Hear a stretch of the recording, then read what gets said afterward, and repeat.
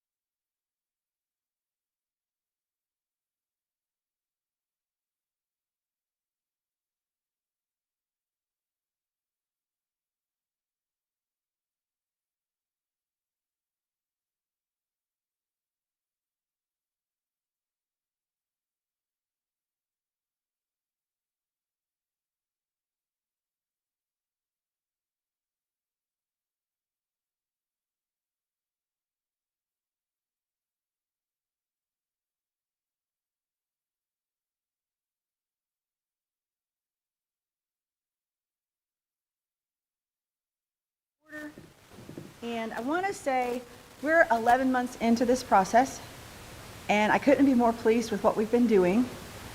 And we got through spring, budget, stellar shape, everything looked really great. We had some hurdles after that, but now we move into the second phase of what we're here for. And we have high expectations, and I really, really appreciate everybody's time that you're putting into this. Really appreciate it, and look forward to where we are this time next year. So with that said, Jenny, can you call the roll? Pat Bradford. I am here. Pete Wilmore. Present.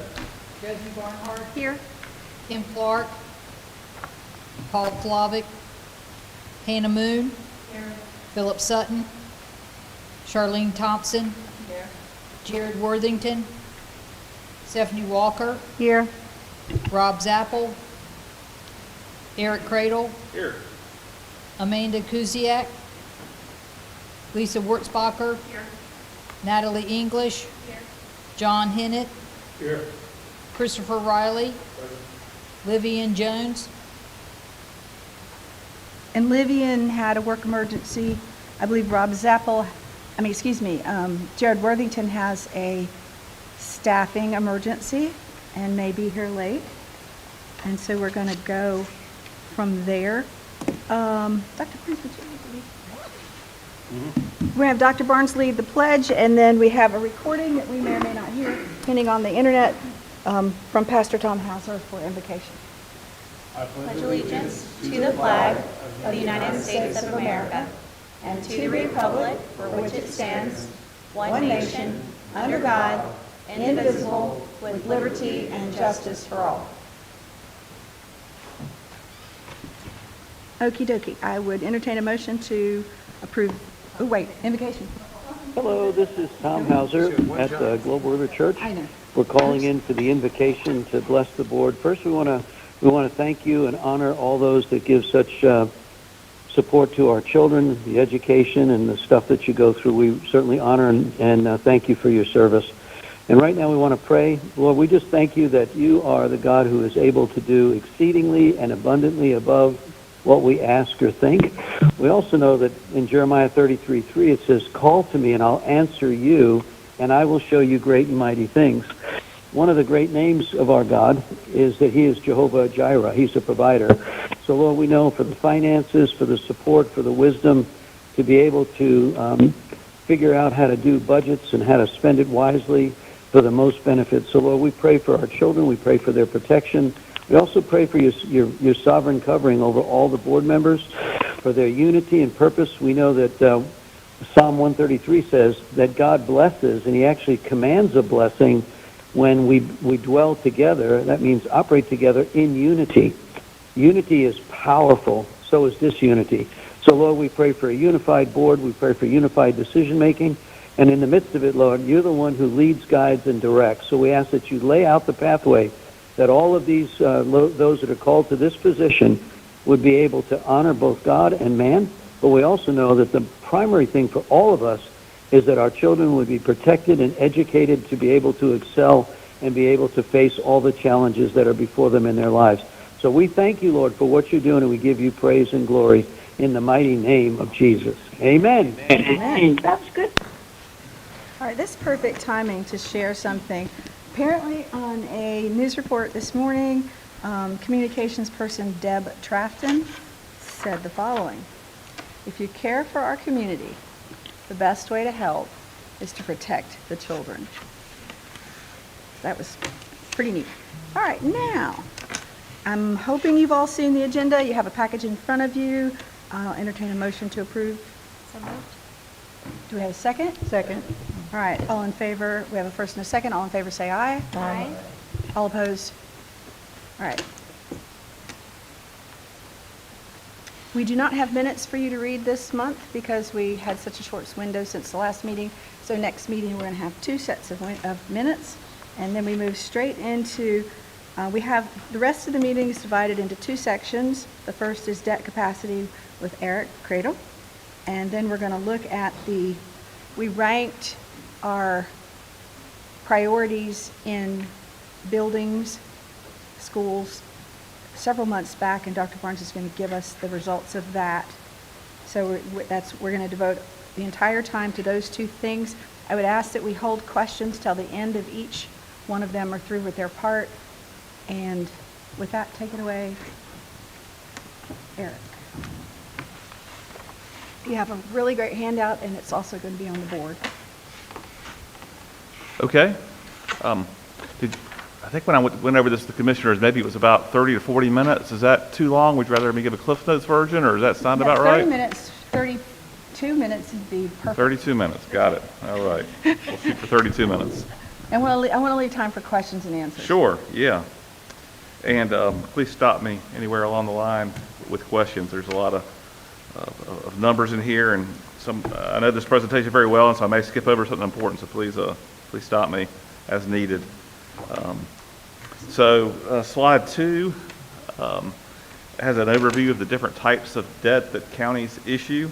General obligation bonds is the first type that's listed.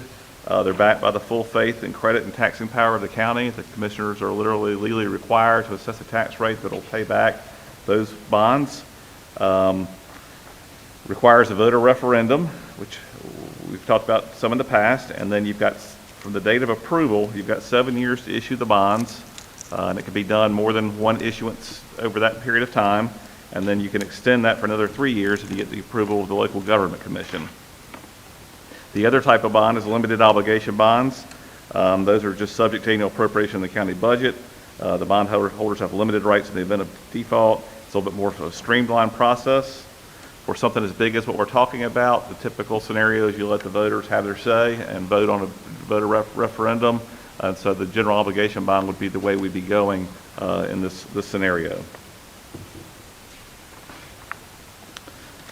Slide 3 looks at the county's current debt that's outstanding.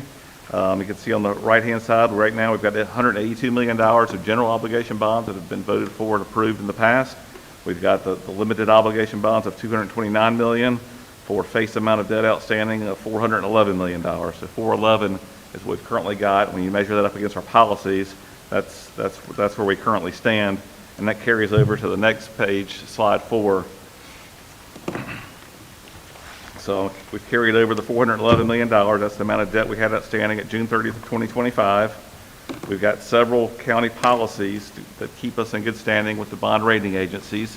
Debt per capita, debt to assessed value, and net debt service requirement as a percent of operating budget. The debt per capita has been the one that's historically had the lowest ceiling, and that's the one that we go by right now. And our policy is 2,200 hours per person and maximum debt outstanding for the county. So with 240,000 residents roughly, if you do that math, $240,000 residents times 2,200 hours per person, that equals about $541 million of available debt capacity that the county has. Of that, we've got $411 million outstanding. So we've got existing capacity that we could issue right now and still be in compliance of about $130 million. We came up with these criteria based on discussions with the rating agencies to make sure we are prudent and don't overextend the county's resources. Does that make sense? 130 is what we've currently got. Okay, good. The next slide really illustrates the fact that we've issued debt in the past, and it pays down on an annual basis, so it provides additional capacity.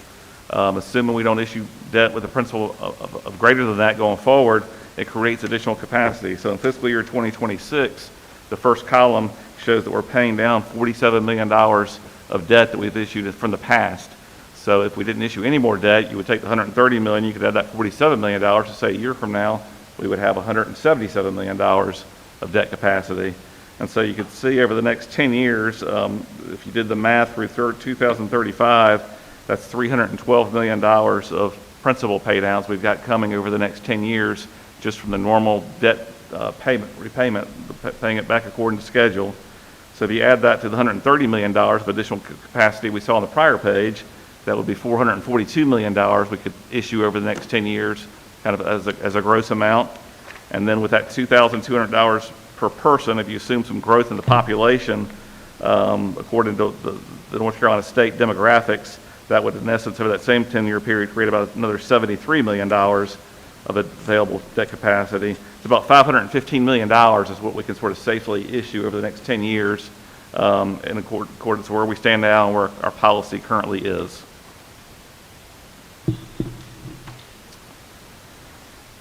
We wanted to look to see what our sort of debt per capita is compared to peer counties. So this chart here shows all other AAA counties in the state, along with a couple of other AA counties that are about our same size that we included just for comparison purposes. But you can see at our current debt load at June 30th, 2025, we were at $1,672 debt per person in the county. And you can see that kind of puts us right in the mid-range of the peers there that range from $690 all the way up to $2,256. If you sort of focus on the right-hand side of this chart, you can see kind of the top 4 counties as far as debt outstanding are in the 2,100 to 2,250 range. So that's sort of the peak level of borrowings on a debt per capita basis that are currently in the state. So kind of keep that in mind. Again, our policy is $2,200 per capita.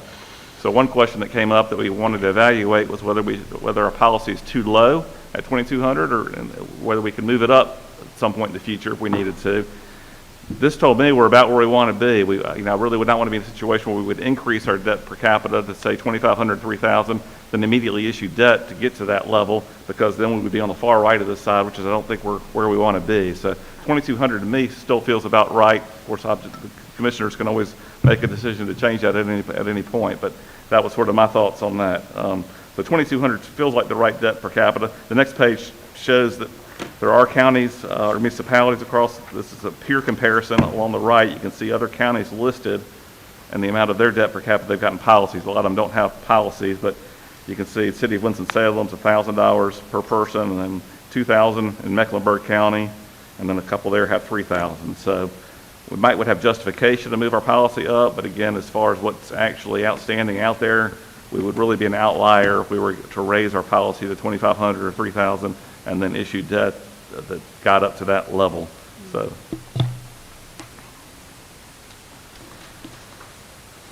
the next page is really just another peer comparison, looking at our debt outstanding as compared to our overall property tax values that are on our rolls. So it's just taking debt as the numerator. The denominator is our total property tax base. And the reason there's 2 charts for us is one of them's at our old tax base, which is what most of the publicly available data is still based off of, about $50 billion. Then the green is where our ratio would be based on the $81 billion as a result of the most current tax revaluation. So this is just another guardrail. Yes, $81 billion. Mm-hmm. So we look good. We look good on this guardrail.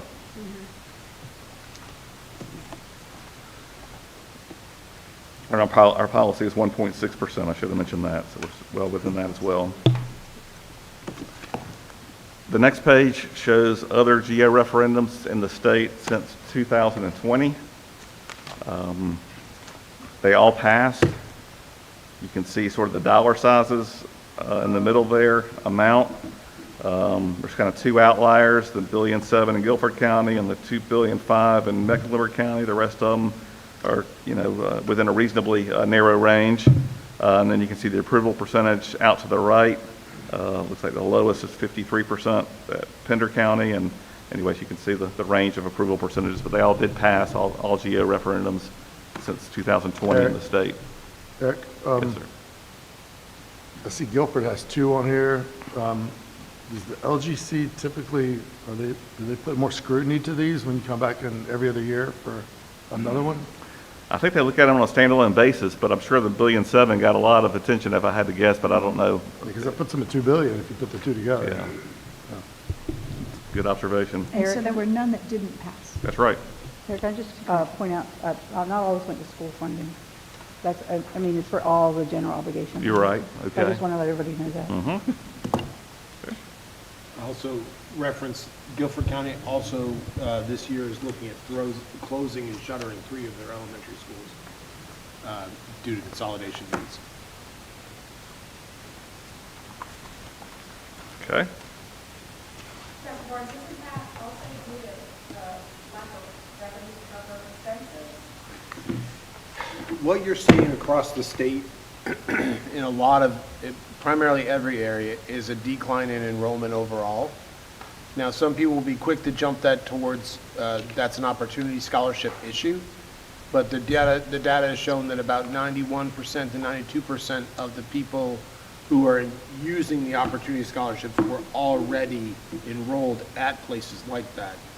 I think one of the reports I read recently is showing just a decline in population overall, which I think is also part of that complexity of that issue. Does that answer your question? So I would think it's more due to an enrollment decline than, or sporadic enrollment decline in areas, because obviously you can redistrict, but you can also redistrict past the point of common sense, where you don't want a kid on a bus for an hour to get to a school just to fill it up either. So it's a pocket, there's weird pockets, and Guilford County, if you guys know, is very large. And demographically, it's all over the map, so you have places that are declining because, kids are aging out of that area, and then other places that are exploding, just like we have. But that's, I'm sure. Go ahead. But this also it reduces their overhead too, but in the functionality of the school system. So not having those schools open anymore will allow to better potentially use the resources they have at the isolated locations versus trying to spread them. So, I mean, that's probably also a consideration here. Sorry, thank you. That's good commentary. The next page, slide 10, is a history of our general obligation bond issuances over the last 25 years. We've had two for the New Hanover County Schools. The first in 2005 was a voter-approved one for $123 million. There's still $15.8 million outstanding that we've yet to repay on that. And then you can see the projects out to the right that those bonds funded. We issued as I mentioned, you can issue them over a period of 7 years. We issued them, I don't remember how many tranches, but the last issuance was in 2009, so 40 years after the voter approval. The next one was a voter-approved one in 2014, $160 million. The last issuance was in 2020, so 6 years after the approval was done. We've still got $97 million roughly outstanding on those bonds, and you can see the improvements of those funded. And so as we sit at June 30th of 2025, we've still got $112.6 million of that debt outstanding, about 27% of all debt outstanding. And then we've got some community college bonds that were done in 2008, $164 million were approved. There's still $61 million outstanding there, and you can see the various percentages. So of your current debt capacity, New Hanover County Schools is 27% of what your current debt capacity is. Of our current debt outstanding. That's what I meant, thank you. Yes.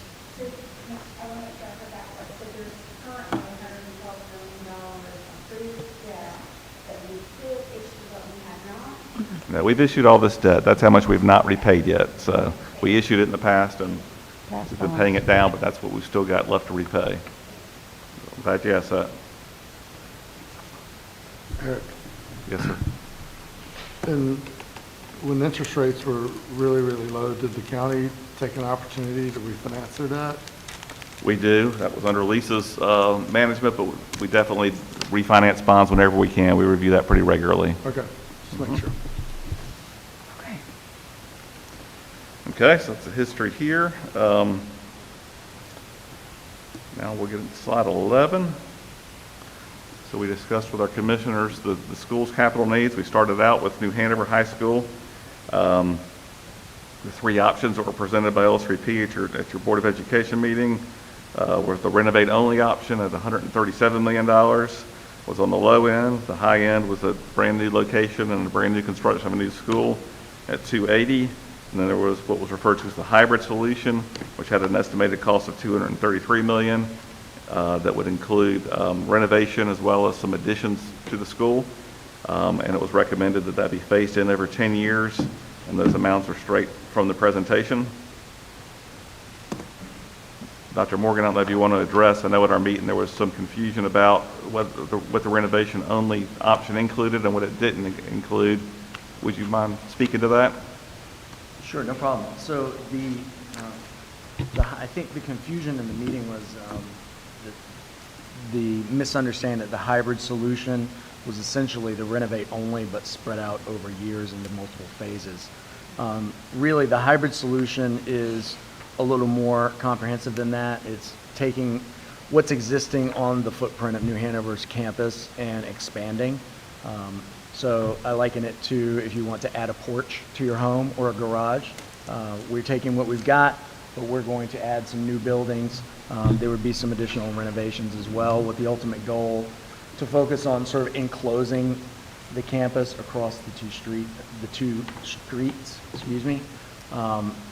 Whereas the renovate only is really going to tackle the things that we need to get done in order to bring it up to more modern expectations. Is that helpful? That's very helpful. Okay. Rob, is that It's my understanding, the $137 million, which I guess, being a little old-fashioned, is a lot of money in my mind. That is on top of the $8 to $9 million that we just spent to make sure the front of New Hanover High School didn't fall off. Yes, sir. And the $3 million that we spent on Brogdon Hall to make sure the floor didn't fall in, Yes, right? sir. So there's an additional 11 million on top of the 137 million when we talk about the renovation, I guess. Yes, sir. Yeah.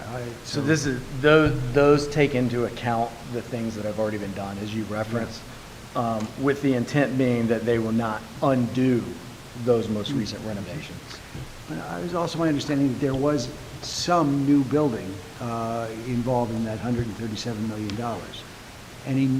There are some new structures. Yes, I think, and essentially, the hybrid version takes it to a higher level. I think ultimately what they're looking to do with the renovate only is looking at getting things up to code based on what the capacity needs are, where they stand now versus where they should be. So you're correct, and I apologize if I didn't mean to misspeak, but, and so in other words, the cafeteria, for example, is not where it needs to be. We would need to spend money to renovate that to get it up to where it should be in terms of the space capacity. And so that is part of those renovations. Without Part of the being 137? I'm sorry? Is it part of the 137, the cafeteria redo, or is it part of the 233? It's part of the 137, but the hybrid also includes some additional land acquisition as well. So it would be expanding the footprint that is there now. But we did put the heavy hitters, the things that we feel are primarily of primary importance into phase one. The 137. The phase one that you can see listed there on slide 11. Oh, and I apologize, I'm sorry, the cafeteria is not part of that, that's part of the hybrid solution. I apologize, Mr. Cradle, you asked that, that's not part of that new one, but that is part of that would be part of the phase one. I apologize, I was So to getting clarify, models renovate confused. only, slide 11, the 137 does not include any improvements to the cafeteria. Correct? That's correct. They need a new cafeteria. Just gonna say it out Thank you. loud. And I think just to say. We know that. I mean, I I just feel like I wanna looked at the clarify. master plan, and on the renovate only, there was none of the orange indicating new building, whereas I saw a lot of orange on the. You're on correct. the hybrid Hybrid. option. So I think it's easiest to think about this renovate only as being no new additions. That is It's just true. bringing the thing up to code Right. and getting it where it could operate for 50 more years if desired. Is that the way to Yes, think about it? I misspoke because I simply flipped the page and I was looking at it and that was, I apologize. Right. So, Rob, let me pose the question again. Is there any new construction in the $137 million model? The one thing that they have identified is on the primary building, which we'll label A, okay? The main building that has just been renovated are some connector corridors to the backside so that those wings connect to the Oh, central that's part right. of the building. It's not a new building. So it's not a new building, it's new corridors. Right. Yeah, so it creates the flow, right?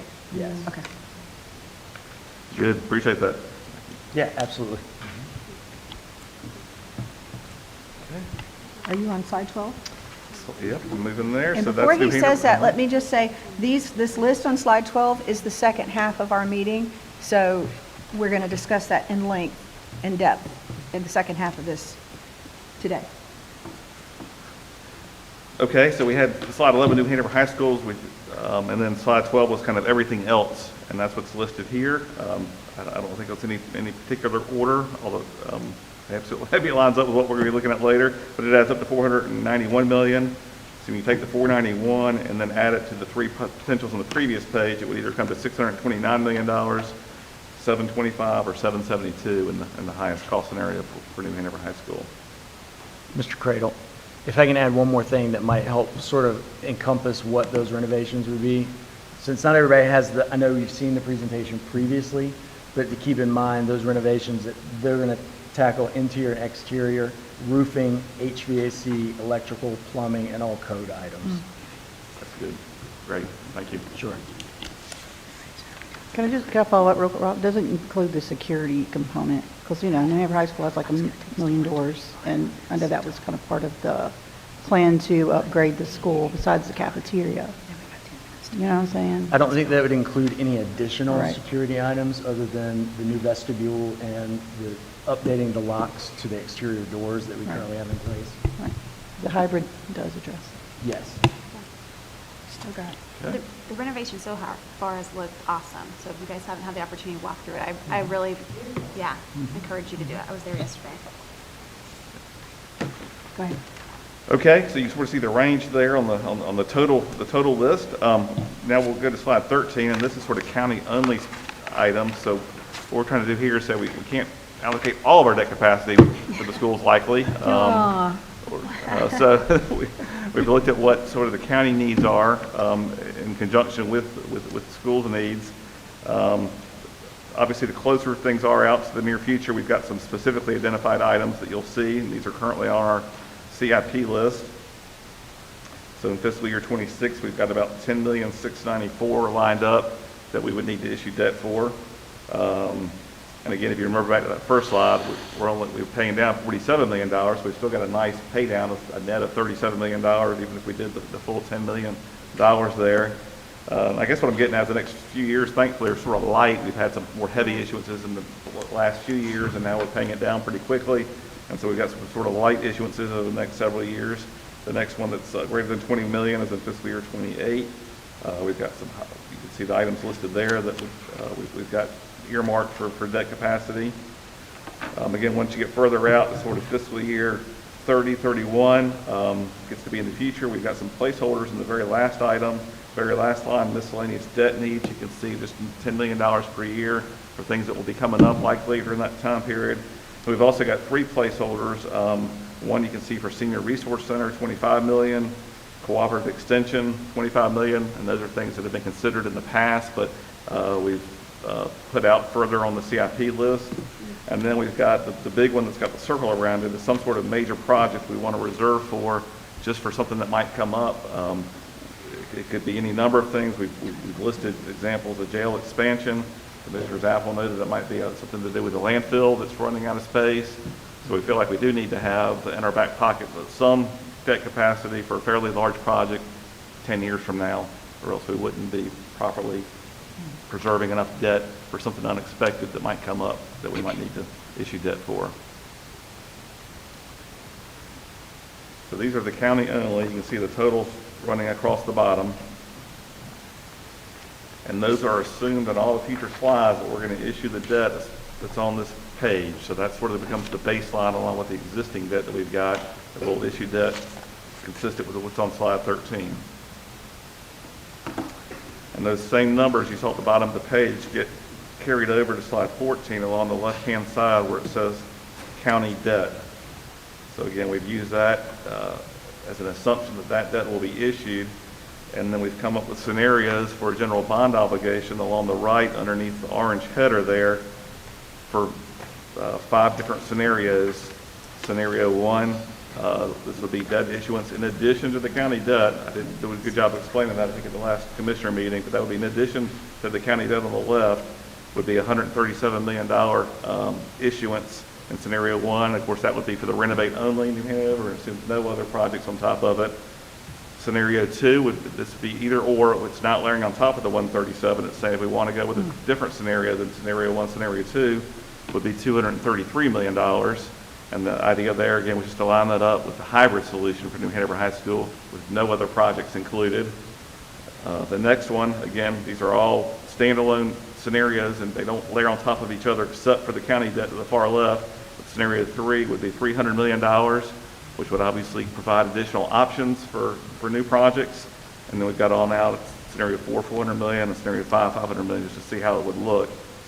And then we've assumed that those debt issuances would be done again in a series of different years. You can see in scenario 1 where that would just be renovate only, we'd probably try to knock that out pretty quick in a couple of issuances, $68.5 million for each.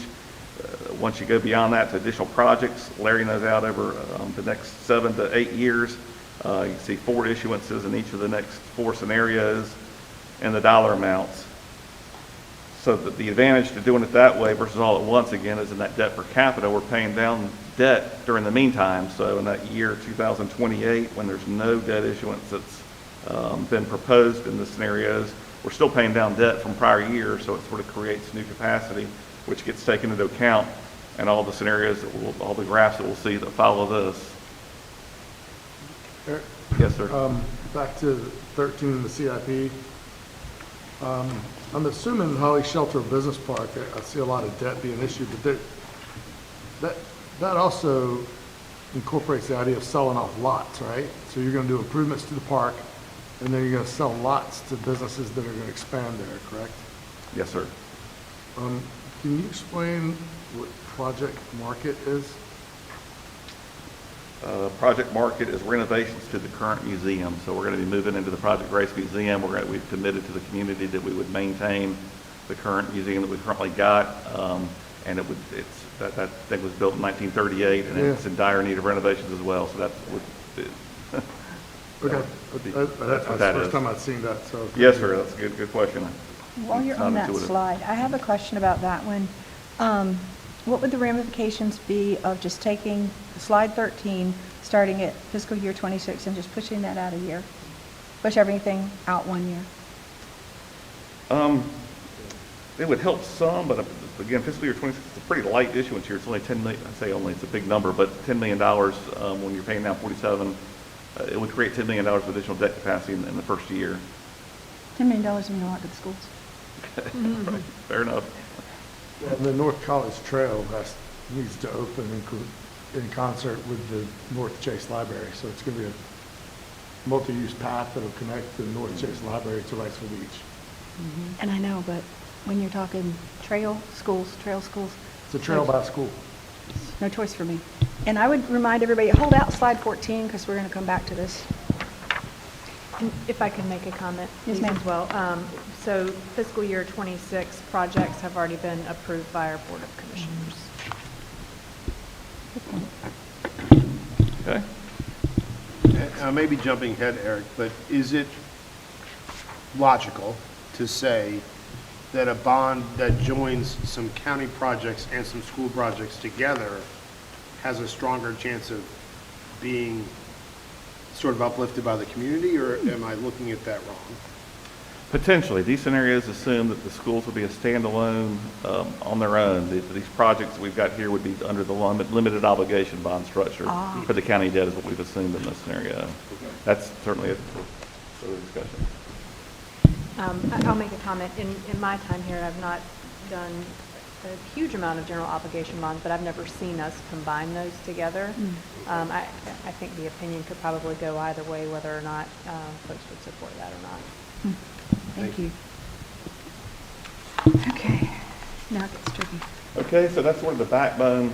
We've got slide 13 and 14 make sense, which are important. The next slide sort of build or just kind of show, if you layer those two on top of each other, how that compares to the debt per capita, the $2,200 policy maximum that we've got. So I'll start out on slide 15. This assumes no GO bond issuance, but it'll sort of, we'll look at this, it'll sort of hopefully make sense, and then the next slides will hopefully be intuitive as you get to them. But the dark blue bars would be the debt service we've got on our existing debt.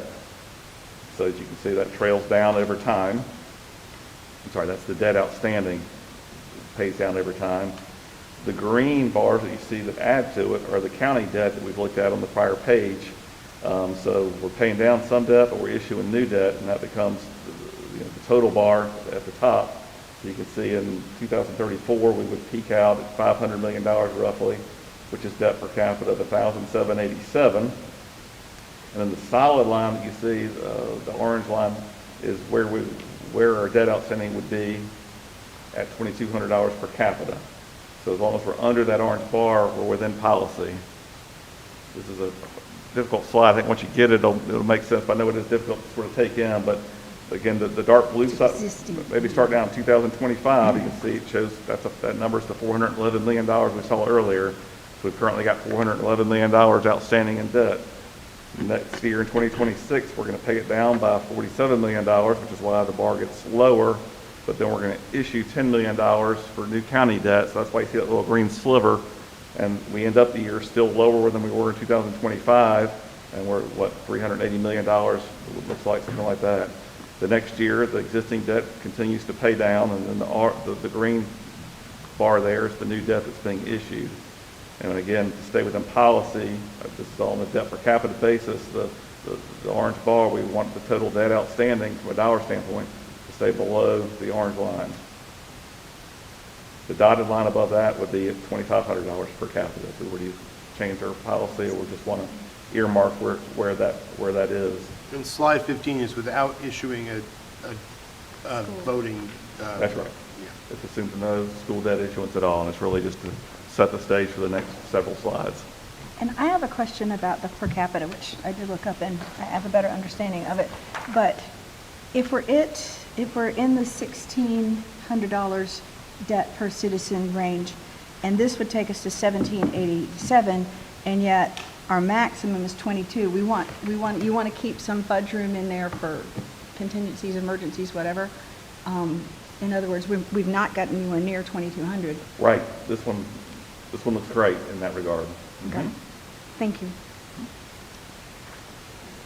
The next page is where we start to layer on the potential school general obligation debt, and that's the orange bar. So the dark blue and the green are carry over from one page to the next. And so we're assuming, again, our existing debt pays. Yeah. Slide 16. Oh, I see the answer to my question right there. Renovation only is the orange. Scenario 1, that's right. Wow. Sounds like children. Sorry, someone sent me a text of a kid I met yesterday in PE today. Sorry. There's got to be a teacher who take that over. Oh, that's okay. Put it down, sir. And this man's like, it's day 2. Come on. We need some grease. Aww. Okay, so 137. So in this scenario 1's $137 million. In scenario 1, you can see we get close to the $2,200 per capita in year 2034. That's being really driven by the green bar, the debt that we've got, that we're holding back for potential large county project. But you can see that gets us up to 2,135 versus $2,200 per capita limit. So does this slide make sense? Again, the blue and the Yes. green carry over, and the orange is just is the school, the additional school GO. Clarification, the green is expected proposed county debt, it's not approved debt, right? That's right. Yep, It's the CFP debt. that's right. Yes, sir. Sorry. Hi, everybody. Hi, Jared. Am I right in reading slide 16 and slide 13 in that one of the major contributors to that debt per capita is the jail expansion project? Yes. Central. Okay. Yep. And that's, again, that was just an example, a major project.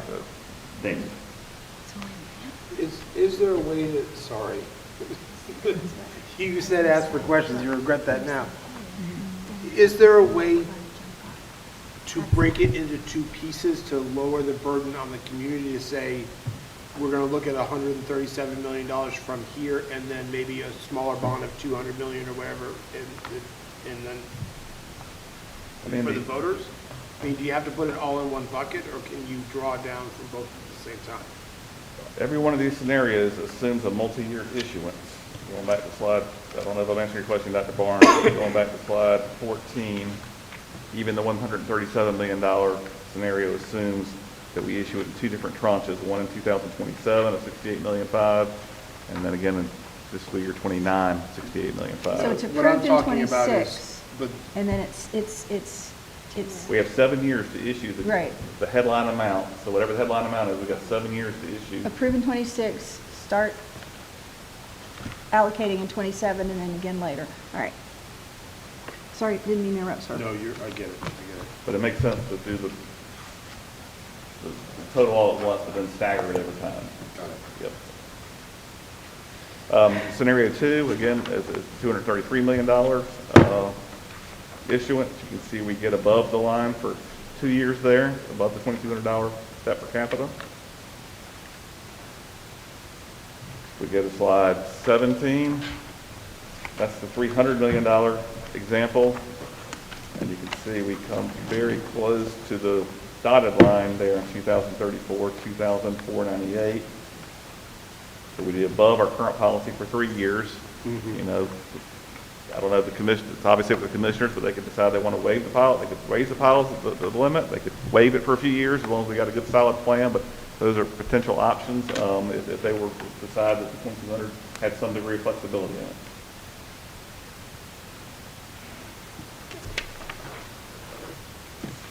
Scenario 4 is on slide 19, at 400 million. And then the last scenario is scenario 5 on slide 20.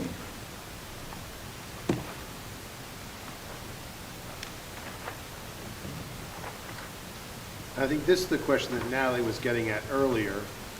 Can you, to bring us back under that dotted line, can't you lower the green instead of the orange? Yes. Okay. So that's the overall total, not necessarily, it's not necessarily the school bond that has to put us over. It could be changing some of the issuances of the county projects, correct? Okay, all right. But, and it's all estimate, like, the reason why the big jump in 2034 is the estimate of the $240 million, Yeah. something that might need to happen. That's right. So Yep. this is an estimation, so, okay. Good question. Eric, it says expected jail expansion. Do we have an idea what the sheriff's projecting the need? Is it going to be a doubling? Is it going to be a 20% increase? Yeah, in the this would be just an example, not necessarily expected, but, we keep an eye on their population all the time, and I think the biggest thing that can impact them is just legislative change regarding what age you've got to start keeping people detained in a jail. So they do their best to keep the number as low as possible, but the jail is, runs at a pretty high capacity all the time, and if there were any substantive legislative change, that could do things, and also by 2034, it's going to be 35 years old at that point as well, and there's nothing that we build that's more expensive than a jail, so that's the highest price. And I'll Might also be add, cheaper to build a school. Okay. we also add that there could be Yeah. other projects like the landfill, because that is a concern. But we were asking Commissioner Apple talked questions, about it as so- well, like, Yes. we don't know what that expense is. It may not be a jail, it could be a landfill, it could Could be be something we don't both. even know could about right be- now. Yeah, we don't know. Or All a right. combination of. If Of I a can direct, combination. if I can direct us back, we're on slide 20, and we're going to go to slide 30, and we have 10 minutes to wrap up this section. And I am inclined to ask for, I know this is going to be unusual, but a paper ballot of your preference on the scenarios. We'll give those to Dr. Barnes, and he can let us know next month what those were. But I'm curious as to, of the 5 seniors, how the everyone would vote today. And, yeah, I'm on it. go to the trial here. So I'll let him keep speaking while Dr. Barnes does the sticky note Madam thing. Chair, if I could add in, the discussion today has been focused on the New Hanover High School. I think if we're talking in bond overall, it's impossible to have that conversation without considering the other projects that It's going to need to give us, go along. this is going to give us the consensus of this group. I think I know how it's going to land, but I'd really like for you to share. Okay, okay. Sorry, what I heard in Yeah. there was next meeting. I'm looking very much forward to getting into this now. There's an Oh, we are. urgency to what we're doing here that cannot be denied. That's all. Yeah, How we is are. this- How's this different from the ranking we did before? Well, this is on, well, maybe it's just a different way to look at the ranking. It's basically what's your appetite for how much you're willing to ask the county to spend. That's basically what this is right Because I know now. we're getting to the list later on, but I think we need to have a major session about Isaac Bear, because I think the We are. question, well, and our county manager brought this up as well, and we know it's to be true, who would fund Yeah, that? and And I, Natalie again, brought that up. Again, I think I know how this committee would vote on that. That's 46 million that we may not have to consider with this, is what I'm Well, saying. like I said, we're going to talk about that in a minute, but I mean, I believe I know the consensus here. We have a report on Isaac Bear coming up. But from where I'm sitting, and I'll just tell you where I am, Commissioners Apple and Walker, this bond shouldn't include Isaac Bear, and it should not be only New Hanover. There's no way that we can do that. Okay, good. But again, there's 4 other options there. I want to see where your appetite is. That's my concern about voting for these scenarios, because they all assume They all assume New Hanover and then some extra. Except the higher maybe. ones, the higher ones don't. Yeah, they do. Well, the 500 million, that's way more than New Hanover needs. We use those dollars I know. highlighted in here, but you could always take the 133 and say that's going to be for somebody else besides New Hanover. Sure. That was a good point. That was a good point, Natalie. And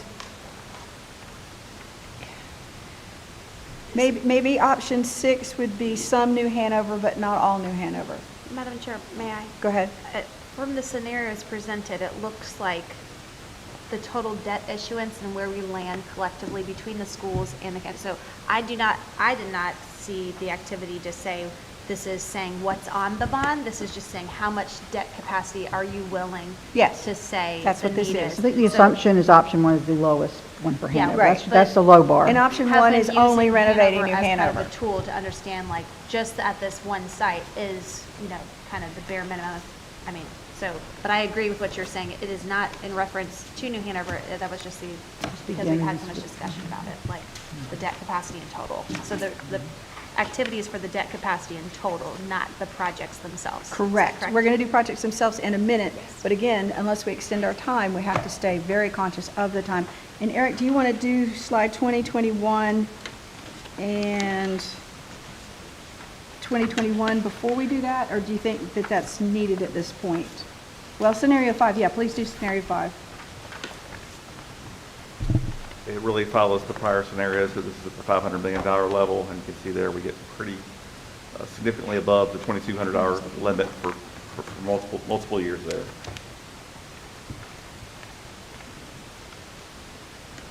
A couple of points to make clear. The last bond that the county did for the school system was $160 million. 4 of your 5 scenarios exceed that by a huge amount. I just think we need to be cognizant of the fact that when we were having this beginning of this conversation months ago, we were talking about a number like scenario 1, and scenario 1 was the only number I thought we could float. The fact that there are 4 other scenarios past 1 is very uplifting for the school system as well.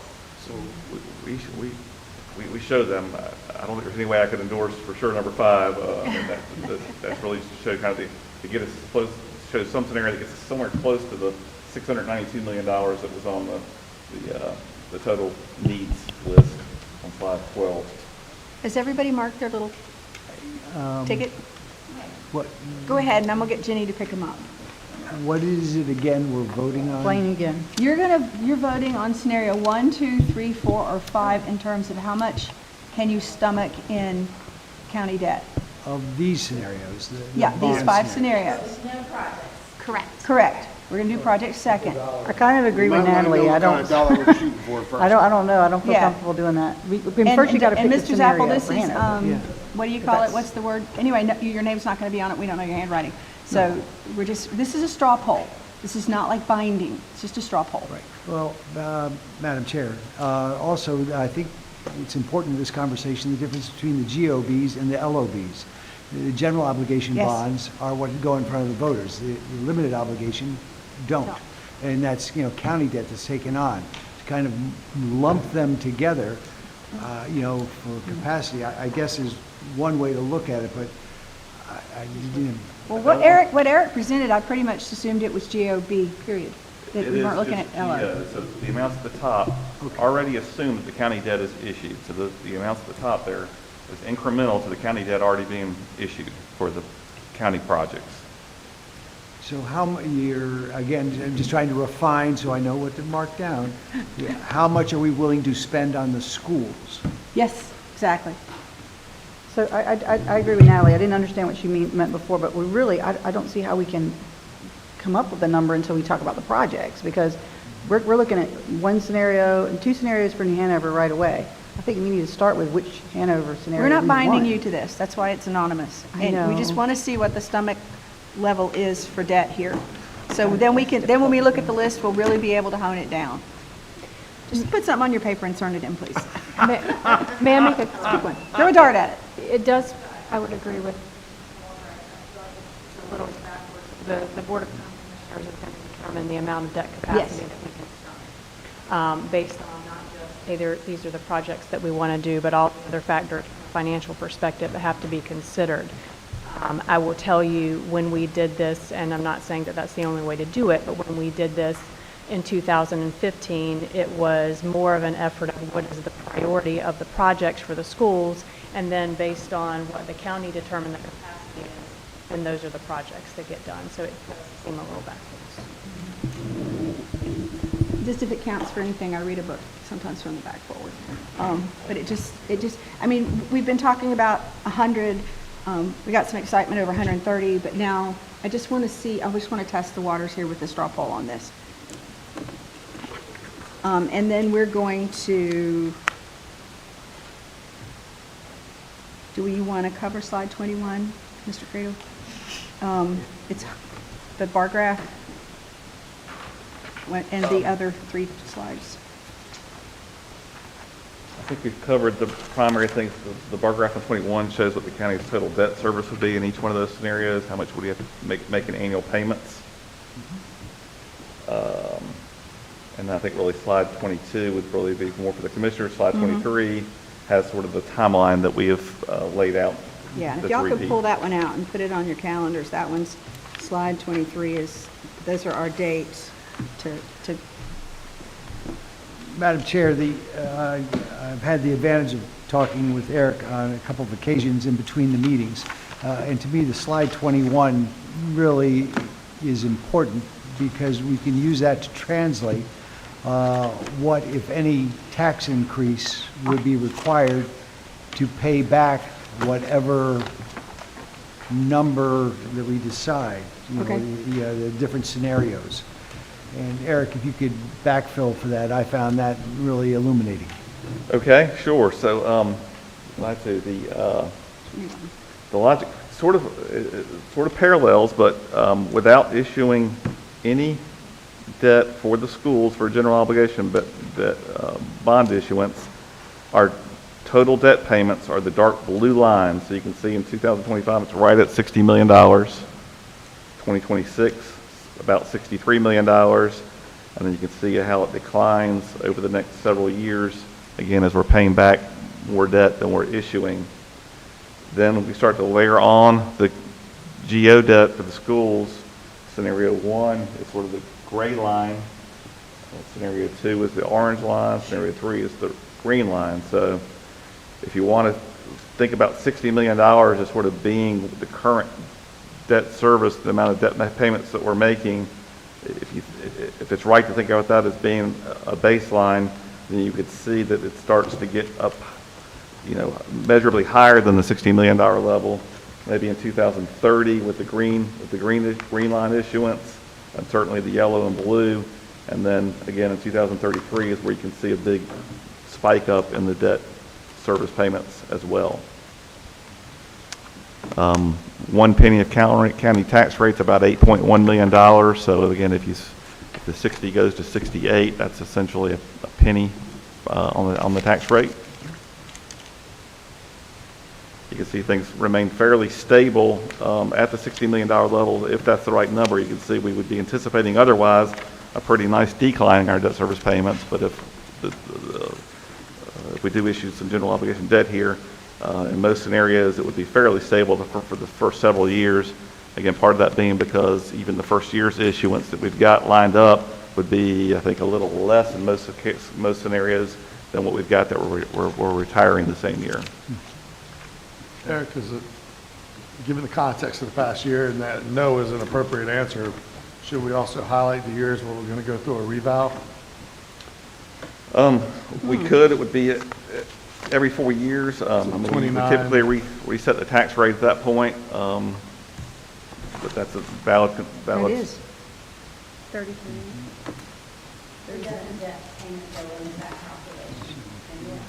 Sure. I wouldn't get too sidelined by the revow discussion because we tend to reset the tax rate right back down to where essentially it was before. John, also just a total sidebar. I think in October, Lisa, correct me if I'm wrong, that we're going to pick up an initiative to accelerate our revals. I think first to 3 years, then to 2 years. I'm sorry. Yeah, yes. Obviously not. Well, I think everybody in this room probably would say it's a good idea. I know we certainly think it is. So we don't have such a huge jump after 4 years. Yeah, we are going to begin those conversations this fall. Lisa, did I just unleash something I shouldn't have? Oh. The only other thing I'd note is, while the $60 million or $63 million you see there is kind of the current level, from the county level with the current tax rate, we're having to dip into fund balance by $8 million just to pay the bills, this is a major bill for the county. And so it's not like $60 million is a great run rate for us, because when you put in other required county expenditures, we're currently $8 million, a little over $8 million short on the revenue side. We're dipping into fund balance by a little over $8 million this year. So I don't want you to think, I guess the point I'm trying to get across, $60 million doesn't mean it isn't an amount that we can easily afford. We're really not affording it this year. Okay, let's move to the second part of this, and that's going to be your list. And Dr. Barnes is going to tell us how we fell with our straw poll last time, or time before. And then we're going to talk about that list, which is slide. Oh, yeah, that's the last page of your handout.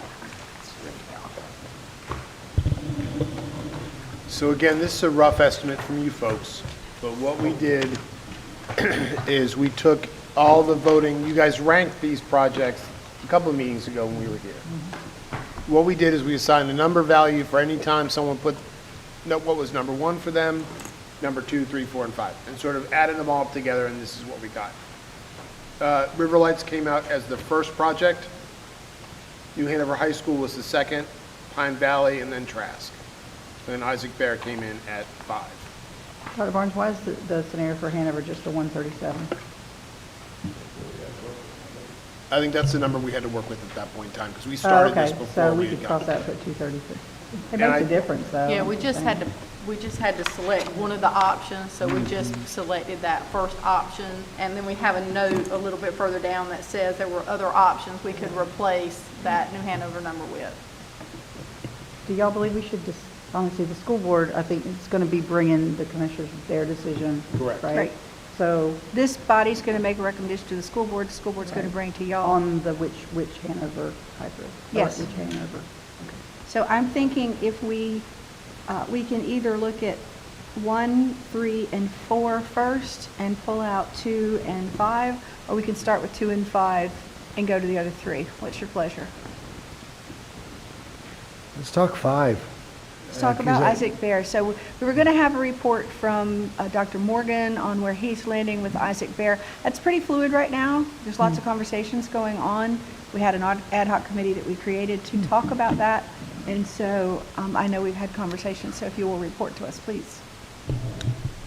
Sure thing. So essentially, where we've landed, we're still in a position where we need to figure out the best way to fund the Isaac Bear building if it's to move forward. We've had a couple of conversations. I think Dr. Barnes has had conversations with Watson College as well as the Chancellor, and I know Ms. Barnhart and Ms. Jones and I had a conversation with Miles Lackey at UNCW. I think really at this point, my understanding is that according to the MOA, the school board is responsible for bringing funds to the table to build the facility. Obviously, the question is, where did we get that money? I won't speak, obviously, for the county. I don't know what their appetite is for moving forward with that. But I know that part of the conversation has been, do we need to look at some sort of public-private partnership in order to move forward? And that's really where we're at. We've got a lot of the information we need to be able to move forward. We've got, the lot is located. Talked to a couple other people at UNCW who are, they're essentially like, yeah, we're fine to continue the conversation. We just need to be able to figure out how we're going to pay for it. May I ask a follow-up? What is I've never seen a public-private partnership in a public school facility. What does that look like? I don't know. Okay. I simply know that I have been in conversations where that has been bandied about, and so I have similar questions about it. And I have a copy of the regulations for establishment of an early college, high school on UNCW campus that Eric sent me earlier in the week. So if you want that, we can send that link to you, or we can copy this and give it to you in paper. But it's just fun reading. I don't think I'd ever looked at it before. And this, if I'm not mistaken, says up to 100 students. And so I asked, and we've got 250 students there. So just a little factoid. And if I remember back to my principal days, that was sort of the minimum number you required to be able to float in early college, was 100 students enrolled. We have about 250. The nice thing about this sort of symbiotic relationship between the university and the school system is both sides benefit from the full-time equivalency of enrollment. So those kids help UNCW's enrollment and of course still count on our ADM. The challenge is really, we could probably move forward with a way of sharing space where teacher has a class from 9 to 10, and then Isaac Bear has the room from 10 to 12 for 2 sections. The only concern about that sort of widespread, sort of collaborative sharing is the loss of cohesion with kids not having a real home base. Not dedicated. So dedicated space is important specifically for those kids in 9th grade and 10th grade years. You may feel comfortable with your student as an 11th grader taking classes with the college and interacting and wandering on their own, maybe not as a freshman, right? So it's the idea of where do we share that dedicated space and sharing space together. So that's part of what the conversation is going to be. However, UNCW is also tight and cramped on space as well. Their enrollment is increasing. They're shoehorning people in already. So there is a challenge regarding that sort of sharing of spaces. Did I miss a meeting? No, ma'am, you did not. Okay, but so Most of these conversations have just been happening, trying to get a feel from my side, trying to figure out who has been involved in the conversation previously. Yeah, I was one of those. So, and I want to add to that conversation because you're building a piece of property on UNCW's campus. And I think that's where the weirdness of this whole That's part of the situation weirdness is. too, yeah. Because who owns that building? The schools may pay perhaps for a building, but it's not on our property. And the maintenance and the overhead, all those things are Yes. questions that, so I was able to have a chance to meet with the chancellor last week to cover sort of 3 or 4 different conversations. And we'll be meeting again in a couple of weeks to just talk about what sort of options there may be. I think Isaac Bear is going to be a pressure point just because of the complexity of it. Scenarios where wherever the funding comes from, that the schools could rent space as well, like have dedicated space. I've seen the plans. If none of you have seen the plans for the school, they're very well done. They're beautiful. And I think when I was on the ad hoc committee before, and talked to the previous chancellor, they had decided that space, particular on campus, was the best place to put it. But it's still, and the time-limited side of this as well, I mean, people are going, no, they have to pay for it. No, they have to pay for it. Like, someone has to pay for it. And I don't know, it is a scenario where the schools, and i.e. the county, has to pay for it, where that lies, where the rules lie, where the ownership lies. It's very tricky. And I know the building itself is I think people should see the plans for it. Because a lot of work, $1 million went into that work?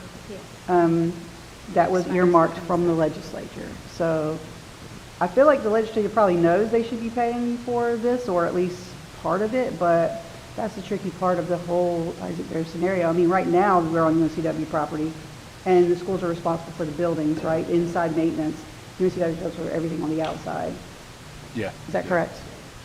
Okay. Yeah, but as far as county paying, I guess that would be the tricky part, like who owns the building. So technically, the county buys the property, right, for the schools, but the schools own it. That's, That's challenging, yeah. right. So this is very weird. Maybe Natalie has some insight into early college schools, because you had said before, usually the state usually pays for that. You did. Actually, you did. I remember you're sitting where John's sitting right now, and you're like, oh, there's not a scenario I know that the state did not pay for a building, so. And is it correct, it's, the land is secure through 27? Okay, Is that right? yes, I think so. And is there any appetite on the part of the decision makers for that, to extend that deadline out? Or is that a hard deadline? I think that was UNCW. I don't Yeah, but I UNCW mean, did that. we've had to have talked about it. I mean, the land isn't really the primary barrier. It's the building. Right. Yeah, I don't know that they have other plans that they're holding back on for No, I didn't that get that. lot. So there's not a sense of urgency in terms of we could completely lose the land if we can't reach a decision? I haven't gotten that sense from Okay. anybody. But I was going to say to Ms. Walker's point, the MOAs, as it states, the facility design development documents for leasing the property at no cost to the Board of Education. The Board of Education will be responsible for the source of funds for construction and renovation, maintenance, and operation of the facility. I feel like a lot of that is kind of laid out in the MOA, but I also, as you said, Ms. Bradford, these conversations are kind of fluid. I think it's just a matter of, I feel like it's a project that everybody really wants to support, but we don't have the funds to support it. And if we have funds, where do we prioritize all of our other needs? Right. You know, and that's what we're going to talk about next. So let's talk about New Hanover next. Madam May Chair? I ask I have a request, I'm sorry. Can we get a copy of that MOA? Eric? Thank you. There also may be some underlaid motivations. We don't know yet if Kmart's going to renew their lease. There's actually work going on in there right now. Yeah, the insurance companies make them do that. They Oh. that site may come up for redevelopment. And there needs to be some collaboration with the buyer and developer of that property. And Dr. Barnes and Eric, I can give you that information confidentially, but there is discussions to redevelop that site. And so when that happens, it'd be smart to try and cooperate Absolutely. with the developer. You could literally walk from the Kmart building to the Isaac Bear buildings. There's probably a fence there, but you could, yeah. Yeah, uh-huh. Wow, that's encouraging, because I've always thought that Kmart building was where we were going to end up. Okay, New Hanover. Madam Chair, I make a recommendation here that we go ahead and remove number 5 from the list of the top 5 at this point because of the uncertainty as to what and where. If we're trying to set a list here of priorities, I am just on the very base level of considering investing $46 million into land we don't own as a county, just on that issue alone. And I know there's a lot around that. So just for this conversation and for this committee, to move things along, if we dropped number 5, Is that a motion? yes, it is. Do we have a second? Second. All in favor, say aye. Aye. All opposed? No. Okay. One no. All right, so the motion carries. Now, are we ready to look at New Hanover? We're going to anyway. Oh, you want to, you're saying I want to vote? I mean, we have to discuss the appetite for doing only the 137 renovations or, you know, into the hybrid. And I think I know how y'all will vote, but I mean, I want to hear. Yes, ma'am. Hand up. Madam Chairwoman, I'm going to try to be as respectful as possible with this conversation. Earlier in the conversation, we referenced how it's $137 million just to bring that building where it's supposed to be currently. So, minus the cafeteria? Yeah. Right. Minus the cafeteria.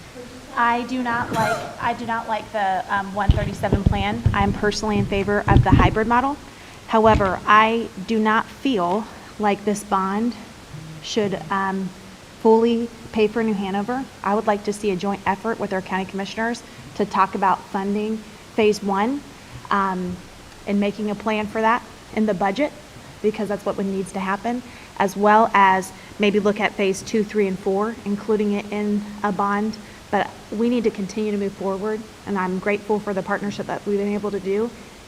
These changes are necessary, and they're needed.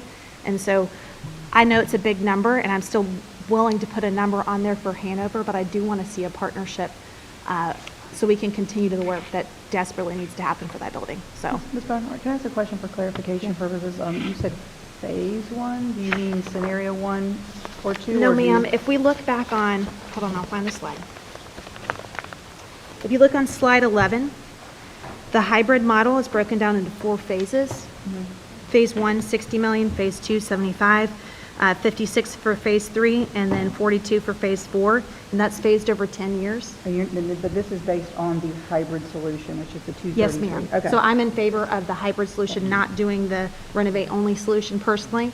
So I would want to alter that, but I want to throw that out there, that I also do believe that we need to be working with a commitment of phase 1 and maybe considering the other 3 phases in the bond so that we can continue this desperately What's the needed. price on phase 1? Okay. Phase 1 is $60 million. So if you take the 137 and you divide it in half, you get 68 million. So it's slightly less than half. So I would agree with Ms. Barnhart that if we could come up with a county commission sharing of that, outside, half of it outside of the bond, half of it inside of the bond, I could probably support something along those lines. But any more than that, no. Any less than that, no. In terms of, we have to address New Hanover. May I ask a question? Sorry. That then, though that doesn't change debt capacity though, does it, Eric? It's just shifting it from GO to a LIB, I think you're right. So it's still, we're still on, Potentially. it's, Potentially. I hear you, and yet that means 137, and maybe 68 of it comes from a GO and 68 comes from an LO, but it still limits the debt capacity for anything else. Well, or we shift something that is under debt capacity at the county level. The county decides to shift something that they've got to issue debt on, and they shift it out a few years. Thank you. But it's not a problem that's going to go away. It has to be done. I think you should choose the scenario that y'all want and put it in there. Are you talking about the New Hanover scenario? Yeah, because it's already out in 4 phases over 10 years, according to slide 11. I don't know, I just feel like that's the phase, if that's the scenario that the hybrid is what everybody wants, then it needs to be put in there. I mean, It's a Also, lot it of also money. ties up debt, that $233 million of county debt, period. If we do the hybrid model, the way I understand it, y'all correct me if I'm wrong, finance people, but no matter whether it's an LO that the county decides to dedicate some budget to, or if it's GO school bonds, you're talking about $233 million going to one school. I'm not saying we shouldn't, I just want to make sure we're all on the same page. okay, so what is your solution for that? Okay, you don't want to tie the capacity for 10 years, but what, are you going to do another bond in like 5 years? I don't understand. There are many counties who do bonds more often than I we've understand ever that, done them. but it's Just still saying. 233 no matter how you look at it. So, I mean, we were going to take it to voters once, we're going to take it to voters twice. I mean, other counties have done that. It's just, if you're choosing the hybrid model, that's the cost of it. Yeah, I but just don't know. the hybrid spread out over years, and so I would, I'm naive enough to say, we put the 60 in it, into the bond, and then we ask the county to come up with, under their own steam, how to do the rest of it over the number of years, not with any kind of a bond. I mean, we got $87 billion worth of taxable base. The only way to tap into that is property tax increases. And Pat, I'm all for it if that's what you're saying you're supporting. Not what I Because said, we're- sir. Okay, I didn't think it was. Not what I said, sir. If I can, Go ahead. So under the hybrid model, there's 4 phases. Is phase 1 and 2 essentially scenario 1 where we renovate only? No. not really, no. So different I guess I don't project, know I don't know the timeline of the scenario, so I don't know what it looks like. But I Well, think that the if you're going to go to scenarios the are also- voters with something like this, We're gonna need a real crystal clear blueprint. And I was really involved in '08 when we did the $162 million bond for the community college. And it was crystal clear what Dr. McKeithen was gonna turn around on workforce development for us. And they delivered it. And it has to be very plain spoken as to what the benefit to the voters are. And I agree with Natalie, if we're gonna drop it all on one campus, it's gonna have a sour appetite. So, Part of the way the scenarios are built is to enable them to build while the schools are still in session. So scenario one builds another building across on Market Street on the other side, so that you have enough space to then renovate over here. Does that make sense? So some of the scenarios are built in that way, and we can obviously detail that. But I want to speak pragmatically for 1 second. I fondly remember the days when I was idealistic. But if this bond doesn't have something for everybody, it will be voted down. Yeah, I agree. So when you look across 1, 2, 3, and 4, one of the other things we'd like to discuss is building in $1 million a year for safety improvements for all schools. $1 million a year for technology upgrades for all schools, so that we can reach every voter in some regard. The way this is built out with River Lights, New Hanover, Pine Valley, and Trask, it spreads the need throughout the whole county, which I think is a really important point not to lose track of. I don't disagree.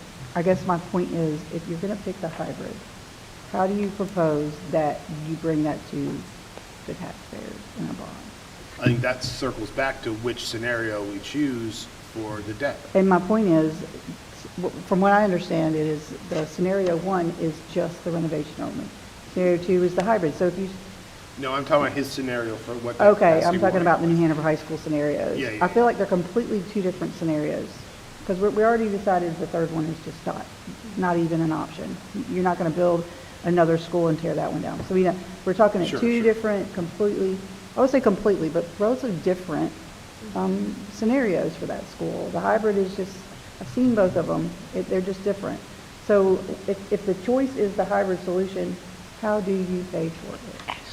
Well, and I think you may need to absolve ourselves of the fact that maybe this first 10-year span of time is just phase 1 and phase 2 of New Hanover High School. New Hanover down to 60. And then phase 3 and 4 Just do the math. are 2035, 2045. Yeah. That's a possibility as well. From my point of view, I think the lower we keep the New Hanover High School number, in other words, scenario number 1, 137, gives us more capacity to put those other projects in, so that we don't break the overall debt capacity.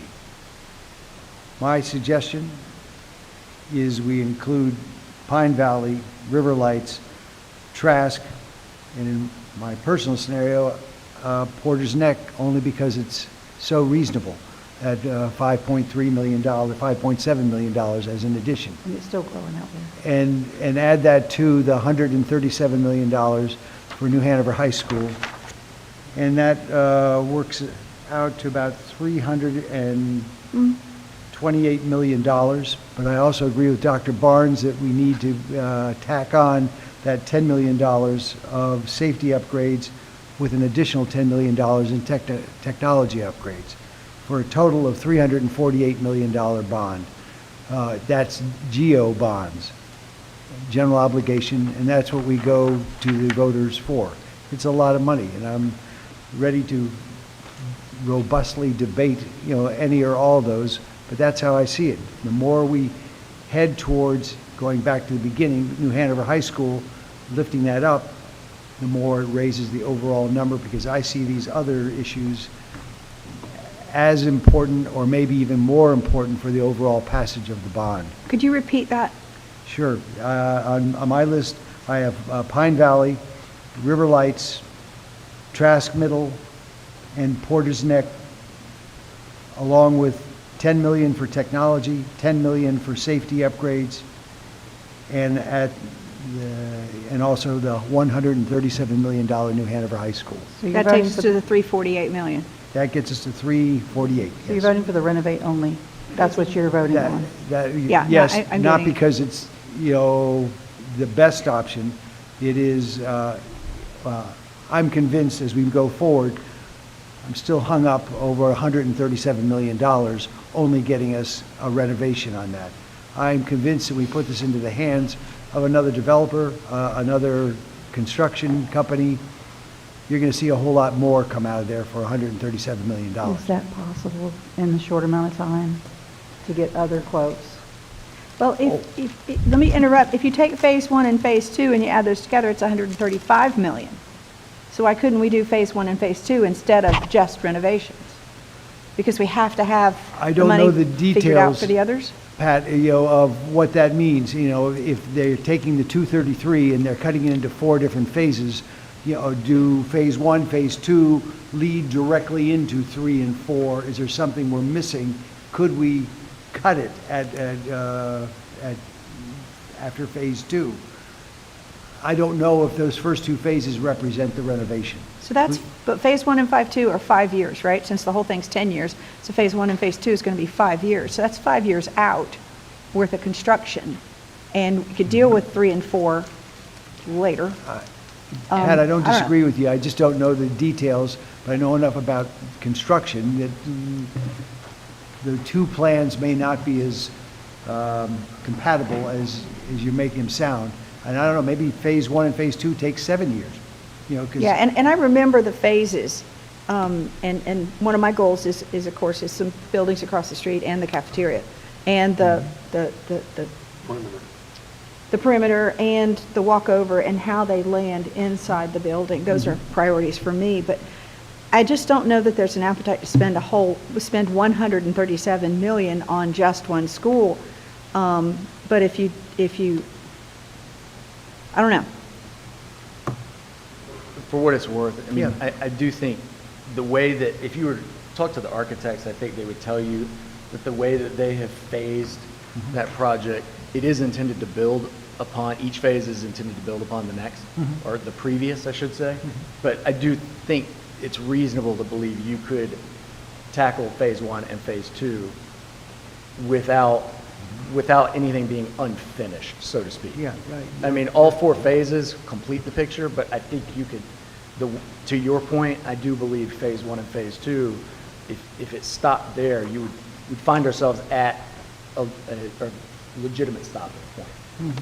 Not to say that we would want to continue to pursue those other 2, but I think your question is, are we going to start phase 1 and 2 and have half the building without a roof? Yeah. And my answer is no. Each phase is complete on of Standalone. itself. Correct. And I think we have to acknowledge what's our theme this year, 1% better every day. We may have to eat this elephant in more than one bite. New Hanover took 100 years to get to where it is. It may take us more than 10 to get back to where we want it. But my only concern is we need to balance our needs based on what the county can absorb, what our voter base can absorb. But at the same time, we need to advocate for the kids in those buildings. But New Hanover isn't the only need we have, which is. I completely understand that. I completely understand Natalie's point. Yeah. All right, But can I we- agree with Ms. Barnhart. I think And I do too. the hybrid is what that school needs to take it into the next 100 years. And whether you want to tie money up or not, I guess that is the question. And I guess my question for Eric is like, we do a bond, phase 1 and 2 will take, how long do you think? 5, if we're splitting it At least into- 5 years. 5 to 6. Would that mean bringing a bond again, is my question? Or, It could. I have to think about it, because these are the costs that we have. We don't have don't the have luxury of 100 having other people bid on this and $100 maybe getting it done a little bit for less. If we're going with these figures, is what I'm saying, and then the choice is the hybrid solution, then I just would hate to start a renovation on Hanover, even if there is a stopping point, because, I might not be here in Yeah. 5 years, or who knows? Well, Commissioner Walker, why don't we do a straw poll just by vote of voice on that suggestion? But I would point out, if we went from $50.7 billion in taxable base in 4 years, and we're at 80-something billion now in 5 years, we're going to be over $100 billion in tax base. So, I mean, come on. That's, again, we're a really wealthy county and our schools are crumbly. We have to level that thing out somewhere. So by a show of hands, out of curiosity, just how many of you are interested in giving all 137 in a bond to the bond, or splitting it up into the, say what you said, Josie, sorry. Yeah, please do. So I'm in favor of the hybrid model for New Hanover. Yes, that's what we're voting New on. Hanover High School.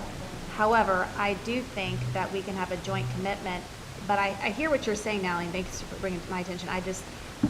A joint commission for the commissioners to plan for if they're going to be committed to funding phase one, however that looks like, right? Of building in the budget over phase one of New Hanover High School for the hybrid model. And then that leaves 3 other phases left. So then a combination of maybe phase 2 is inserted in the bond for New Hanover High School as far on the ballot. That phase 2 is what, 40? No, hold on. 75. 75, okay, so 75. But that alleviates, I mean, rather than just this 137 number, reevaluating $70 million of potential projects. Now, I have said this before, looking at the capacity and evaluating the needs for our schools. When we built schools years and years and years ago, the capacity for elementary schools was much smaller than we're looking at now. So we're looking at some of our smaller elementary schools having to pool and share resources because we want to give them all the resources, but we don't have the numbers to support that. So I think, personally, Madam Chair, I think there needs to be more conversation about that, of saying, if we really wanted to have isolated resources, meaning you're not moving between schools, right? Assistant principals are not being split and pulled between schools. What does that look like? And on our numbers, we're going to see some of our schools have really, really low enrollment for that. And so to reevaluate that too, which there's a potential conversation of maybe there's some property that we could sell back if we're able to do it, to not, I mean, so with that being said, I see some of these smaller numbers that could potentially increase capacity to get us to a point that we're able to still serve the number of students that we're serving, but in one location versus 2 or 3 might be something that financially to benefit us and be responsive to the needs of our community. So I think, I'm glad we're having a discussion about New Hanover as an isolated project, but yeah, I need to see the reports that they've done on it, because in my mind, I hear a story about building a new building across Market Street, which alleviates some of the capacity from the buildings you want to renovate. And maybe there's a hybrid of the hybrid, you know, maybe there's renovate only with a new building. Maybe, you know, I think there's probably another way that we could think about $100 million for New Hanover only, that it gets us a part of the way where we need to be, and it gives us room in 5 years to come back to the table, or 4 years, and we can only do bonds on general elections, right? So it'd be, you know, Every 2. so maybe another bond consideration 6 years, and then that gets us to the phase 2 of a bond project. That is the that's the phasing, that is the hybrid approach. And to point out from slide 13, you have an unidentified $240 million in fiscal year 34, which is 8 years out. And if I take the 4 phases of New Hanover, the first 2 phases are $135 million, the second 2 phases are $108 million. So it seems to divide the hybrid in half. Look at half of it now and half of it later. And Ashley's going to copy for all of us what 1 and 2 are. But can we get a consensus of this group of who favor the hybrid model versus the Reno model? So everyone in favor of hybrid, show of hands. I'm not sure, I still don't know exactly what you're asking. When you say hybrid, are we talking about phase 1? We're just talking about not just a simple, So I'll just say to Natalie, we got presented with 3 schemes, is what they called it, 3 Yeah. scenarios. 1 was just renovation, 2 was a hybrid model, 3 was a tear down. I know that, I do understand. So what we're talking about when we say hybrid, we mean the middle one, which is, right. But how does that translate to what a bond issue might look like next fall? I think they're talking about adding the, We still have to drill down to that, but for first, we have to say, reno or scrap and rebuild, are we discarding those two, basically is what this is. Are we scrapping just a renovation, and are we scrapping new school and on a new location? 280 million versus 137, and then that leaves us with one in the middle by default. That's what I'm trying to test the water on. Because if everyone's in favor of scraping it off the lot and building somewhere else, then we're wasting our time here. And if everyone's in favor of just the renovation, again, we don't need to be talking about some of this. So we need to test the water here. Yes, sir. As we're coming up on time, I wonder if it wouldn't be more beneficial, because some of us are operating with more information than others. Yes. Because we actually watched and saw the presentation. Can you get the presentation from LS3B and make sure we have it here and deliver it for the next meeting so everyone can be operating from the same place? Jenny is she's making printing the- copies she's printing the of print the now. presentation to hand out to the committee members, so you can look at what's included in each phase. That might help us all operate from the same informational space. Yeah. Thank you, Ashley. See, So that's why I have good people. I would just say, if the majority wants to go with the hybrid, then that's going to lead the discussion on the bond discussion, because we're talking about splitting it into 4 phases. The first 2 phases perhaps could be put into the bond for Hanover and then spread it out with the other schools.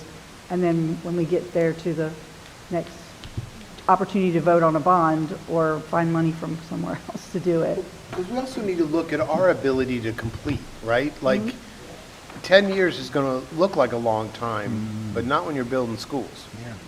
So I think for me, as your current superintendent, okay, we'll deal with 10 years from now later, but I need to also think about, one, that we don't increase our overhead.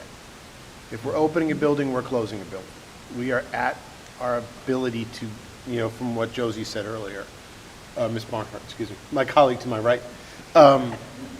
But I also have to be able to say that to the voting public, to the commissioners, to the folks in the county, if you give us money and it's going to be for 10 years, that at the end of that 10 years, everything's done. Like, we have to be aware of our ability to complete as well. Just not because of us, but just because of the world and, the ability to construct and build and things like that. I don't want to say pace ourselves, but we have to be aware that New Hanover High School may be a multi-decade project. I'll add to that. I think it's important to note that, can you hear me? Pull it closer. Oh, sorry. Lisa, yeah. So the debt capacity, whether or not we make the 233 model 1 bond ask or 2 bond ask, the debt capacity is the same regardless, unless you're stretching it out past that 10 years. And now might be a nice time for Ashley to share with us our straw poll result, just so we know where Sure. today our appetite is. And I also, before I do that, I wanted to add, and Rob, you correct me, Dr. Barnes, you correct me if I'm wrong, but my understanding with the modified approach, those phases, they're all standalone. So you can do 1 and not do the other 3, do 2. Okay, so I just wanted to make sure the group all understood that. Yep, so if there's 4 phases, you could pick one. In the So hybrid. you could do 4 and not do 1, 2, and 3, and so they're Same. standalone. It's And still- so when we get the copy, then you'll see what each phase is going to do, and I think that'll Still help. the hybrid method, though. That's the point. Yeah, and The the hybrid method, sorry. And slide 11 tells us they range between 42 million and 75 million, with phase 2 being the most expensive at 75. So than that, they're about the same. And we could theoretically start with 3, but that's another Yeah. vote. That's another day. And that's why So- Pat was trying to say which ones we drop off from discussing. Because if Yeah. we're talking about the hybrid in the 4 phases, no matter how that looks on a bond, that's the one we choose. But again, if this committee is in favor of option renovate only or option new location, new school, then we need that direction right now. So if we want to work towards drilling down on hybrid, is what I'm asking you, is that the one we want to work towards, that we want to focus on going forward this next 30 I'm happy to days? submit a motion that we remove renovation only and new building, new site. I'm Second. happy to do that. Second. I'm not ready to go any further on That's all I'm whatever asking. hybrid. That's all or- I'm asking. Yes. That's all I'm asking. So we remove renovation and we remove new location. So we have a first and a second. All in favor, say aye. Aye. All opposed? Nay.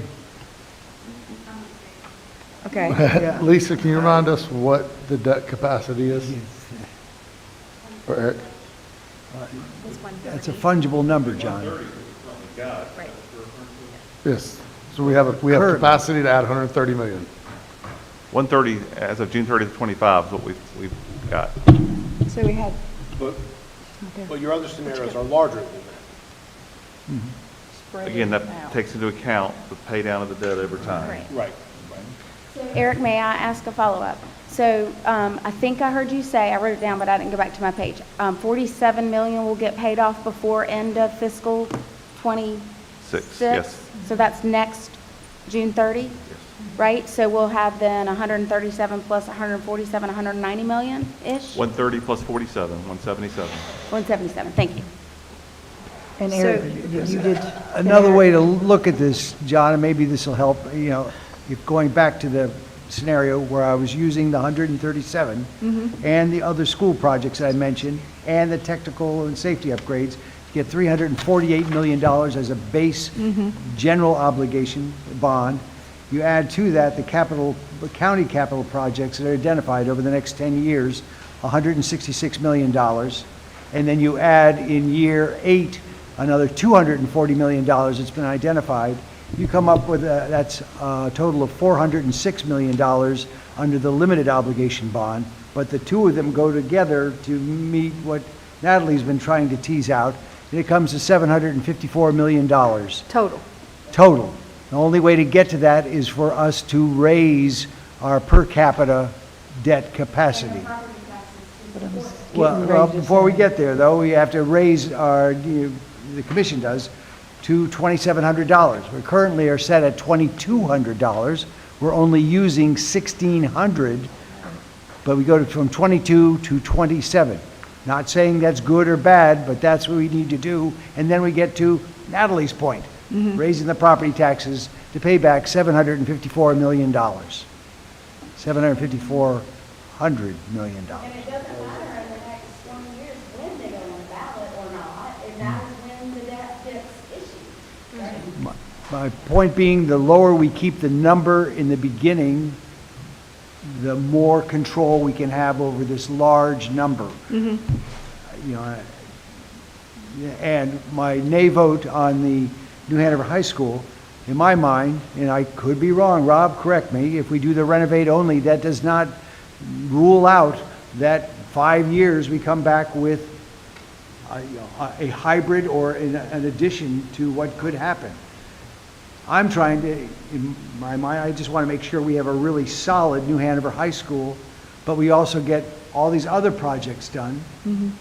And just to add another point in here, Dr. Barnes touched on it, is that every time we build a new school, which we're considering with River Lights and Trask Middle School, we now have the operational money on top of that. So we're talking about increasing the annual operational money coming from the state as well as the county as well, and to make sure they're run. Yeah. But you got to build it, we're talking here, the $77 million is building a new one out there at CTEC, and using that property we have there. That's a new school. So it's new operational expenses. Yeah, It's a new good point. operational expenses, yes. That's a good point. Well, yes and no, to some extent, because Laney will shift over and absorb Trask. Yeah. You So know, it'd Yeah. be like Laney Annex. Yeah, it'll be Laney, 2.0. Yeah, yeah. Right. So, Pat, real You're quick, right. can I just talk to what Rob said?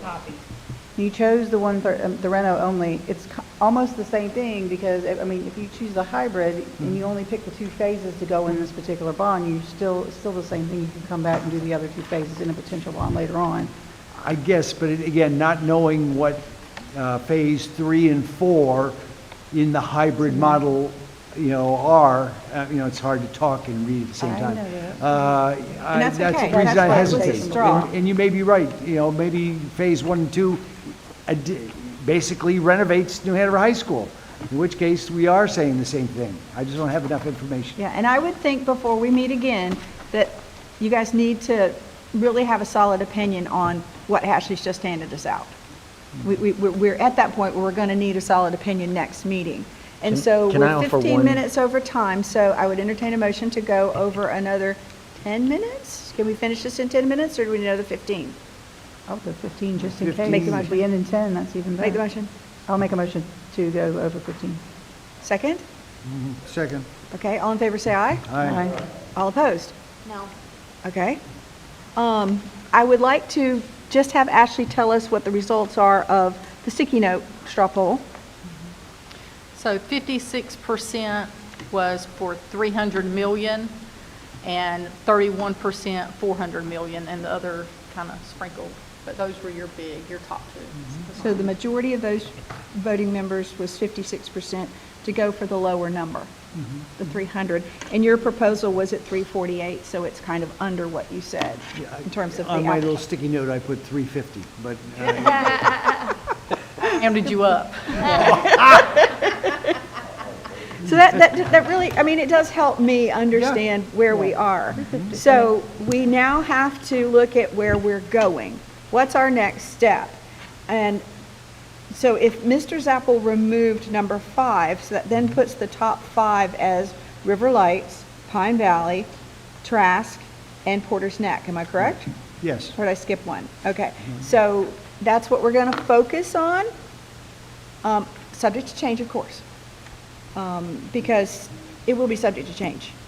And now's the time to be asking in the community, these others, is there a super priority? I have to tell you, the checkout clerk in the grocery store the other day brought up Porter's Neck School to me. Okay, so I'm glad it moved up, because that's, a lot of people are talking about that in terms of what's going on out there, and I was out that way the other day.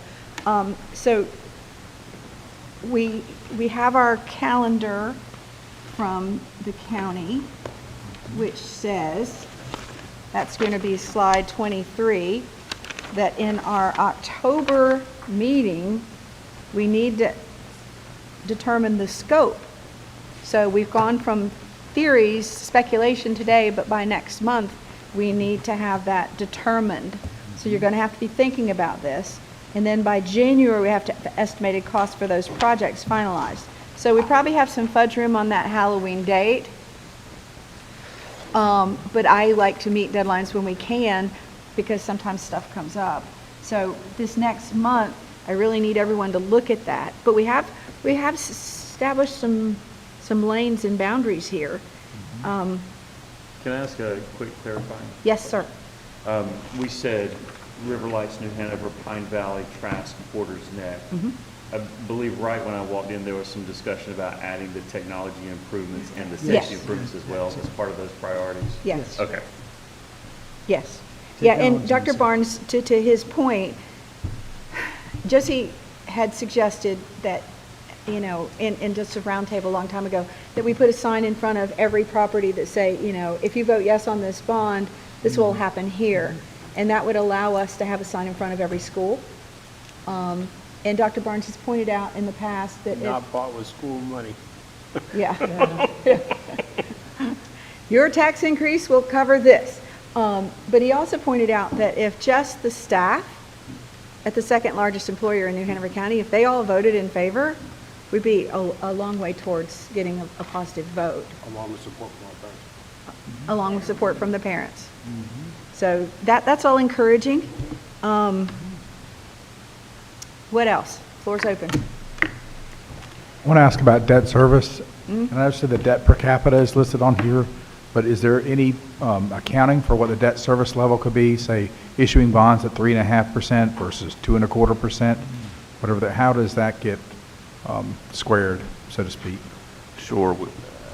We looked at one of the pages that showed our, we've got a policy for debt service maximum compared to operating expenses. We're fine on that. It's really going to be the impact on the tax rate. The interest rate of 3.5% versus 5 matters some, but it doesn't move the needle a whole lot. You're paying down the debt, so the interest is coming down. I don't think I'd get too into that. I think the numbers here are pretty good as they are. Anyone else? I was going to say, Eric, doesn't that matter? We have a AAA bond rating that helps with the rate at which we borrow. It does. So we got to maintain that. Means we got to keep our fund I mean, balance. Madam Chair, at the risk, I want Chris to hear this. Well, we can catch him up. If we build River Lights, if that eventually happens, something, and I don't know what it is, has to happen to Mary C. Williams. We know it's one of the last, if we drop Pine Valley and come back with a new one, that and MC Williams were the last of those, we'll call the older design. So somewhere in here, part of this discussion, I don't know, $10 million, $20 million to go into MC Williams to do something, a pre-K center, a remodel to get rid of those satellite, classrooms. We can't just leave it alone, can't just walk away from it. Something has to happen to MC Williams. I'm just throwing that out, unless you want to scrape it. I mean, even that will cost money. This isn't a Barnes-only decision, obviously. Yeah. Because it would be a board discussion and board decision. I would say today that we will not need both Mary C. Williams and River Lights. If we build River Lights, I would either close, shutter, repurpose, or sell Mary C. Williams. Great, okay. And real quick, if you'll grab your calendars for that next meeting. Slip out. If you'll grab your calendars for the next meeting, we cannot meet on the 16th or the 23rd, which are Thursdays, in this space. Now, if we needed to, we might could go into the small room, but I can't remember, it seems like the county doesn't do Fridays very well. So if you could rule in or rule out Friday the 17th or the 24th, and then could you look at the 16th, Wednesday the 16th and Wednesday the 22nd? September. We already have a September meeting set. I think it's the 18th. September 18th at 12:30. So, but October, remember, is kind of got a deadline on it, so that's going to be a really important meeting, so we're going to need to see if we can pull in as many of us as possible. Can you give me those dates again, please? 16th and 17th, Wednesday and Friday, and the 20th, no, I said it wrong then, the 15th. We cannot do Thursdays, so the 15th. We can do Wednesdays and Fridays on that third and fourth week. Pardon me? Which week? 17th. 17th. So you could do the 17th. I can do the 17th. Does the 17th work for everybody? All right, 17th it is. Woohoo! Yes. It seems to work. 12:30 works, right? Yes. Gets us out of here at a good time. Madam Chair, can I ask that on the agenda for hopefully September's meeting, that we have a active discussion about the promotion of this bond, to identify the group, the organization, the strategy for marketing. Yes. I think that's prudent. Excuse me, it will not be very successful if we just agree in this room trying to get the word out to the voters and to convince them to add, well, I'll just say $348 million in debt to themselves. It will be voted down unless we have a strong marketing campaign. Yeah, I think we all agree on that, and that's why I really want Natalie and John and Livian and our business community to be, in on that discussion. So please come prepared with some ideas for that. Thank you. Anything else? Entertain a motion to adjourn. All right. Everyone say aye if you want to adjourn. Adjourn. Meeting is adjourned. Thank you. We covered a lot. This was good.